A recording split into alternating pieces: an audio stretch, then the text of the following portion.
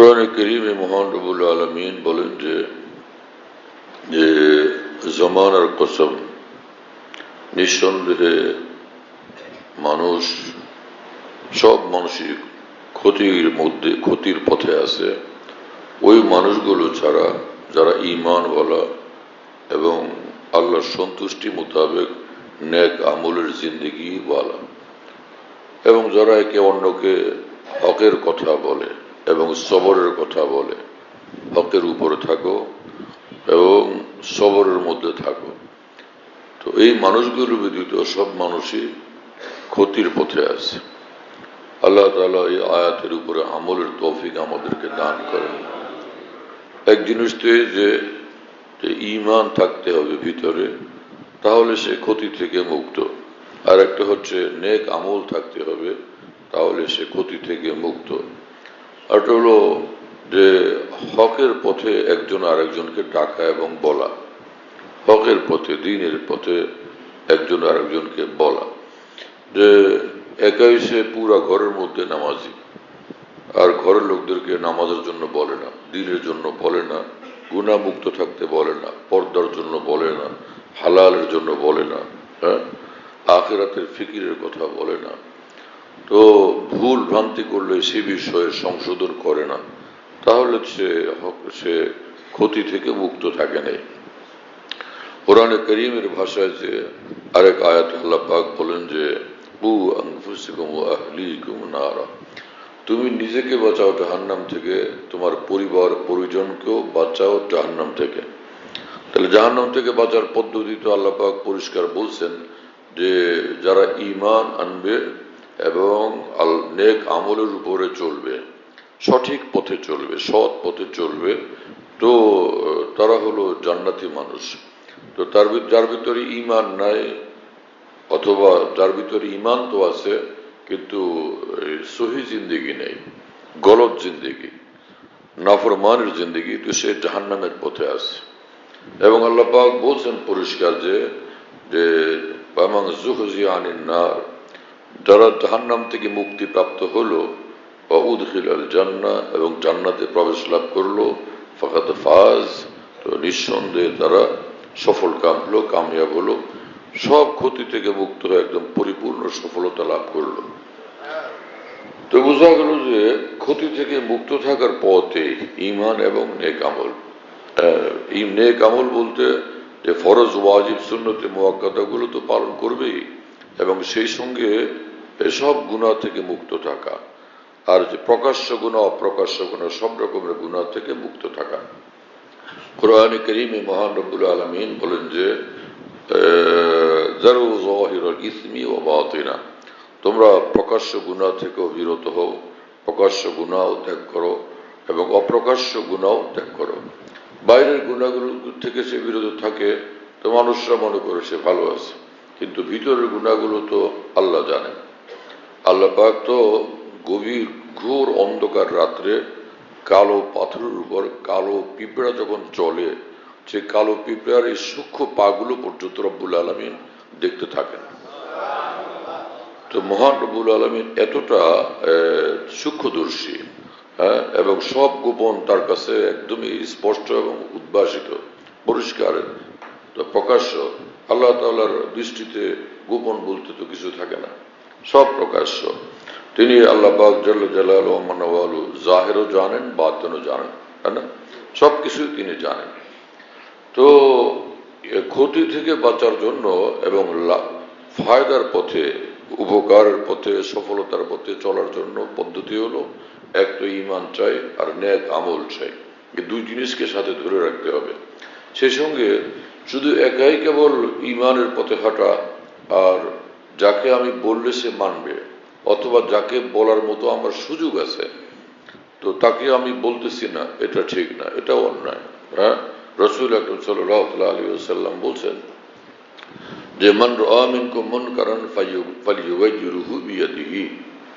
হ্যাঁ, আমাদের রাসূলুল্লাহ সাল্লাল্লাহু আলাইহি ওয়াসাল্লামের কথা তো প্রত্যেক মুমিনের জন্য সেটা জরুরি, যে আল্লাহ রাসূল যেভাবে বলেন সেভাবে চলবো আমি। মান রাআ মিনকুম মুনকারান ফালিয়ুগাইয়িরহু বিয়াদিহি, তোমাদের মধ্যে যদি কেউ কাউকে শরীয়তের খেলাফ কিছু করতে দেখো, দ্বীনের খেলাফ করতে দেখো, তাহলে তোমার ক্ষমতা থাকলে সে ক্ষমতা প্রয়োগ করে সেটাকে প্রতিহত করো, ক্ষমতা থাকলে। ওমান ফাইন লাম ইয়াস্তাতিফ বিলিসানি, যদি ক্ষমতা নাই সেটা নিজের ক্ষমতা দ্বারা প্রতিহত করার, তাহলে তুমি তোমার জবানে বলো, মুখে বলো যে এটা অন্যায়, এটা দ্বীনের খেলাফ, এটা শরীয়তের খেলাফ।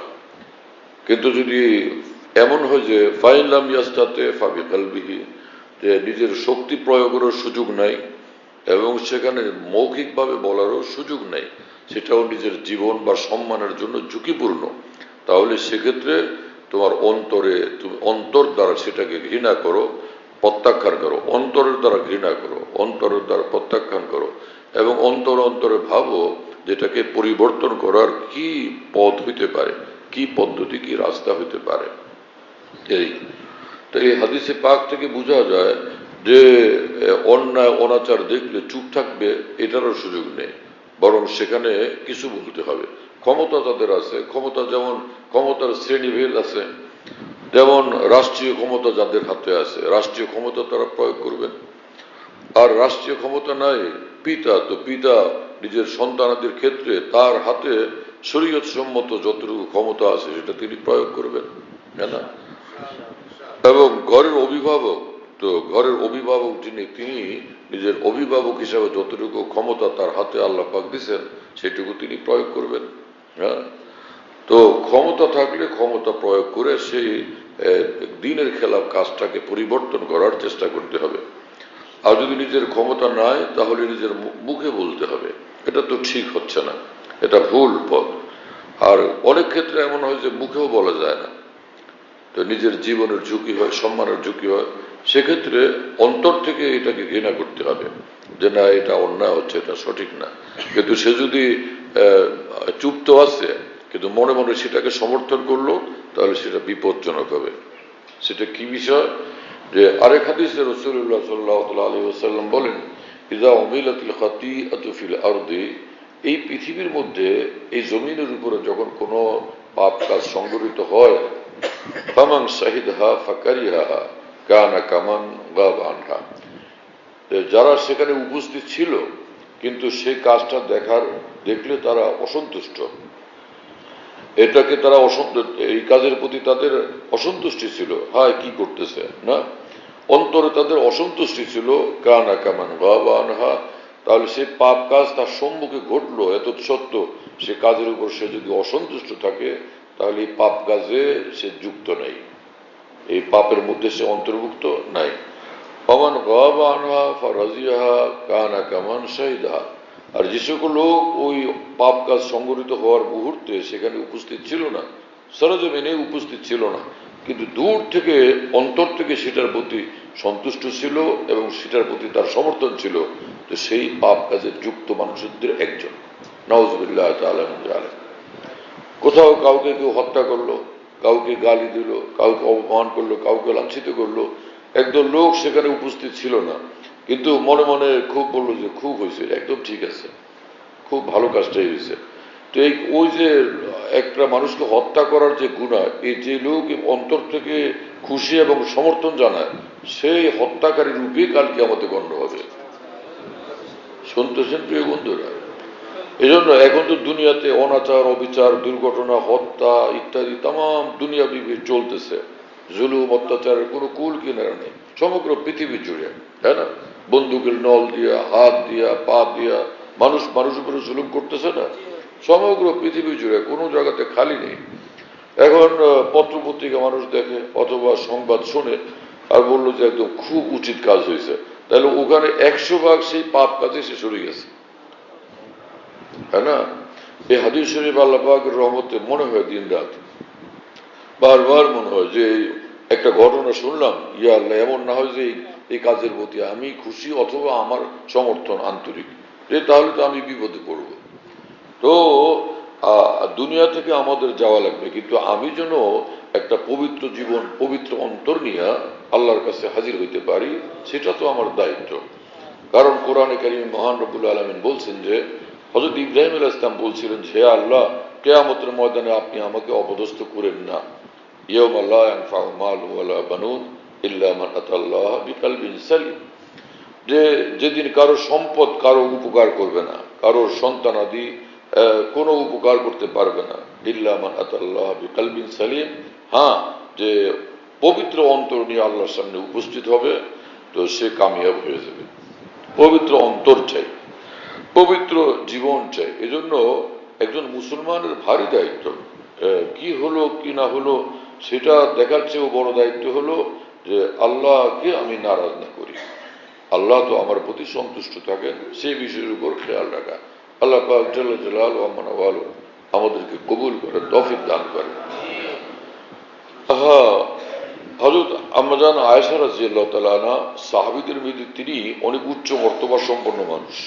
হযরত আয়েশা রাদিয়াল্লাহু তাআলা তিনি অনেক বড় মাপের আলেম ছিলেন, অনেক মুফতি সাহেব না, লক্ষ মুফতি বানানোর যোগ্যতা সম্পন্ন ফকিহ ছিলেন হযরত আয়েশা রাদিয়াল্লাহু তাআলা আনহা। তো রাসূলুল্লাহ সাল্লাল্লাহু আলাইহি ওয়াসাল্লামের নিকট কোনো একটা মেয়ে লোকের ঘটনা বর্ণনা করতেছিলেন এবং বলতেছিলেন যে ওই যে সেই যে বেটে মহিলাটা। রাসূলুল্লাহ সাল্লাল্লাহু আলাইহি ওয়াসাল্লাম তখন বললেন, আয়েশা এটা কি করলা তুমি বেটে কেন বললা? এই কথাটা যদি তার সামনে তুমি বলতে, সে কষ্ট হইতো। একজন মুসলমানের যে কষ্টদায়ক জিনিস সেটা তার সামনে বলা পিছনে বলা বরাবর, হ্যাঁ। তো এটা তো তার ত্রুটি বর্ণনা হয়ে গেল, এটা তো অনাকাঙ্ক্ষিত বিষয়, গর্হিত বিষয়, এটা তুমি ঠিক করো নাই। এখন থেকে আল্লাহর কাছে মাপ চাও, তওবা করো, আগামীতে তুমি সতর্ক হও। দেখেন ওই বেটে এইটুকু বলা কিন্তু মুশকিল। এজন্য আমরা যখন কোনো কারো ব্যাপারে বলতে চাই, কেউ বুঝতে পারে না কোন লোকটার কথা, অথচ লোকটাকে চেনানো এই মুহূর্তে দরকার, তখন আমরা সাবধানতা অবশ্যই বলার চেষ্টা করি যে একটু কম উঁচু জিনিস, উচ্চতা তার একটু কম। কিন্তু বেটে ডাইরেক্টলি বলা এটা অন্যায়, এটা বলা যাবে না। অনেকে এরকম করে ডাক দিয়ে বেটে বুটে বলে ডাক দেয়, এটা কিন্তু ঠিক না।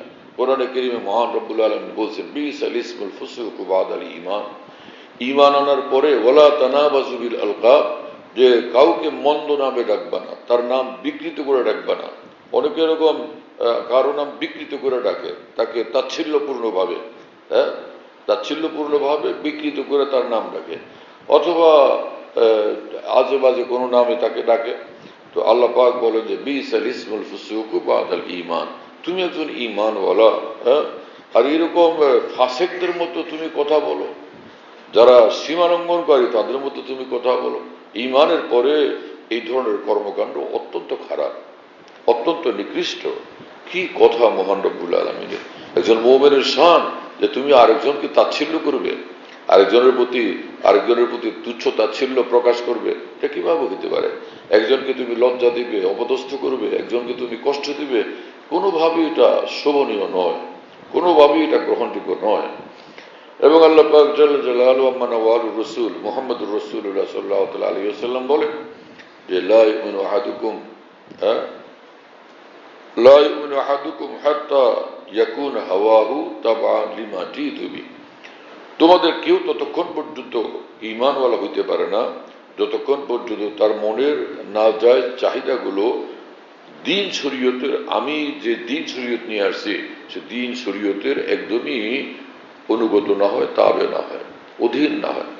তোমার মনের জজবার, চাহিদার, খেয়াল আর চিন্তা ফিকিরের গবেষণার অধীন তুমি চলবে, এটার কোনো সুযোগ নেই যে আমার খেয়াল, আমাদের খেয়াল, আমার সিদ্ধান্ত, আমাদের সিদ্ধান্ত না, আল্লাহ রাসূলের সিদ্ধান্ত কি সেটা দেখতে হবে সর্বক্ষেত্রে। সুবহানাল্লাহ বিহামদি। এমন দ্বীন শরীয়ত ইসলাম আল্লাহ আমাদেরকে দান করছেন যেটার চর্চা তো আমাদের মধ্যে নাই, না থাকার মতোই, মানে বৃহদাংশে আমাদের মধ্যে সেটা অনুপস্থিত। আল্লাহ আমাদেরকে বুঝ দেন, ঈমানের শক্তি দেন এবং তৌফিক দান করেন। যে এক সাহাবী, তিনি হযরত উসামা রাদিয়াল্লাহু তাআলা আনহু, যুদ্ধের ময়দানে তিনি এক কাফেরকে হত্যা করলেন। তার ধারণা মোতাবেক কাফেরকে হত্যা করলেন। রাসূলুল্লাহ সাল্লাল্লাহু আলাইহি ওয়াসাল্লাম যখন জানলেন, তাকে ডাকাইলেন এবং বললেন যে তুমি এই লোকটাকে হত্যা করলে কিভাবে, অথচ সে লা ইলাহা ইল্লাল্লাহ পড়তেছিল। যে কালেমা পড়তেছিল, হযরত উসামা রাদিয়াল্লাহু আনহু বললেন, ইয়া রাসূলুল্লাহ, সে তো কাফের ছিল, কাফের মানে কাফেরদের পক্ষ থেকে যুদ্ধ করতে আসছে, কিন্তু যখন আমি তলোয়ার তুললাম তো আমি তো দেখতেছিলাম যে সে ভয়ে তখন সে কালেমা পড়লো। তো রাসূলুল্লাহ সাল্লাল্লাহু আলাইহি ওয়াসাল্লাম বললেন যে কিভাবে তুমি তাকে কতল করতে পারলা, হত্যা করতে পারলা, সে তো কালেমা পড়লো, হোক সেটা যুদ্ধের ময়দানে। এমন এক স্পর্শকাতর মুহূর্তে এই লোকটা তলোয়ারে নিহত হলো। রাসূলুল্লাহ সাল্লাল্লাহু আলাইহি ওয়াসাল্লাম তার উপর অসন্তুষ্ট হলেন, এটা তুমি কোনোভাবে ঠিক করো নাই, হোক যুদ্ধের ময়দান, হোক তোমার প্রতিপক্ষ, কালেমাওয়ালা জান্নাতওয়ালা, কালেমাওয়ালা জান্নাতওয়ালা। সে তো কালেমা পড়ে ফেলছে, অতএব সে মুমিন, সে তো মুসলমান, তাকে হত্যা করা তোমার জন্য কোনোভাবে বৈধ না। যুদ্ধের ময়দানে এক দল আরেক দলকে হত্যা করে, আক্রমণ করে, এটা যুদ্ধের ময়দানের নীতি হিসাবে সঠিক, কিন্তু কালেমা পড়লে তার উপর তলোয়ার তোলা যাবে না। তো তুমি তারপরও তলোয়ার তুললা, কালেমা পড়ার সাথে সাথে তোমার বিরত হওয়া উচিত ছিল। তো দেখেন একজন মানুষের দায়িত্ব কতটা ভারী।